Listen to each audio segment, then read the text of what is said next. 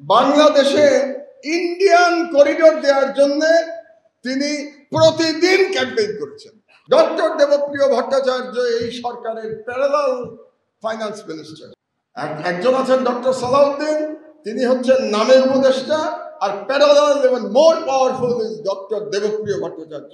কারণ দেখলাম আমরা যে প্রফেসর ইউনূস সাহেব যে আমেরিকাতে গেলেন, তার সঙ্গে সফর সঙ্গী হিসেবে সালাউদ্দিন সাহেব যান নাই, সফর সঙ্গী হিসেবে গিয়েছিলেন ডক্টর দেবপ্রিয়। এই ডক্টর দেবপ্রিয় এত পাওয়ারফুল, আপনাদেরকে 11 সরকারের সময় মনে করিয়ে দেই, এই ডক্টর দেবপ্রিয়র জন্য বাংলাদেশের আইন পরিবর্তন করা হয়েছিল তাকে সরকারি পদ দেওয়ার জন্য। আপনারা ভুলে যান, ওই যে বলি না বাঙালি মুসলমান বড় তাড়াতাড়ি ভুলে যায়। এই doctor Debapriya was a beneficiary of 111 government, ভুলে গেছেন আপনারা সবাই। তাকে বিদেশে চাকরি দেওয়ার জন্য ফরেন মিনিস্ট্রিতে বাংলাদেশের আইন রাতারাতি বদলানো হয়েছিল। আজকে সেই দেবপ্রিয় অনেক পাওয়ারফুল।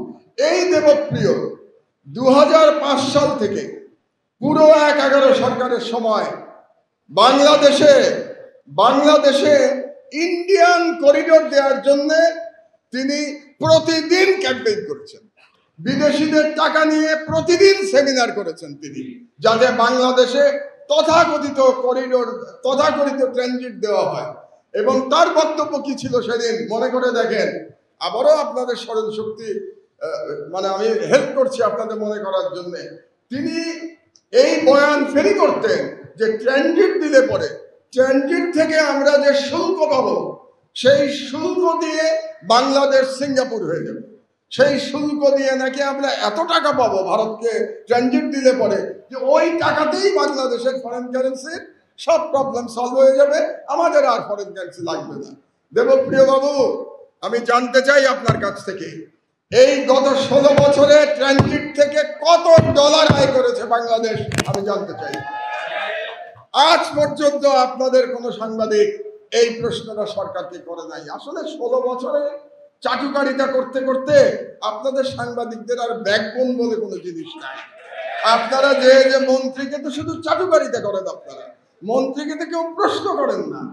আমরা তো দেখেছি সংবাদ সম্মেলনের নামে কি হয়তো আমরা দেখেছি এই দেশে।